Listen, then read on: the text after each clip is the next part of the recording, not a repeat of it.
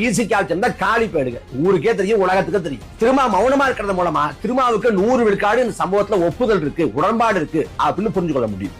புரட்சி தமிழகம் கட்சியின் தலைவரான ஏர்போர்ட் மூர்த்தி நேற்று நள்ளிரவு கைது செய்யப்பட்டிருக்காரு. இந்த ஆட்சி எவ்வளவு கேடுகட்ட ஆட்சி, எவ்வளவு மோசமான ஆட்சி, எவ்வளவு சீர்கட்ட ஆட்சி என்பதற்கான சரியான சான்றிதழ் தான். ஏன்னா பாதிக்கப்பட்டவரையே, இந்த விவகாரத்துல பாதிக்கப்பட்டவரையே குற்றவாளியாக்கி அவர் மேல வழக்கு போட்டு செயல்படுத்துறாங்க. இது அராஜகத்தின் உச்சம், அடாவடித்தனம், அட்டூழியம். அதாவது கைது பண்ற அளவுக்கு அவர் என்ன பண்ணிட்டார்? அவர் தான்டா பாதிக்கப்பட்டாரு.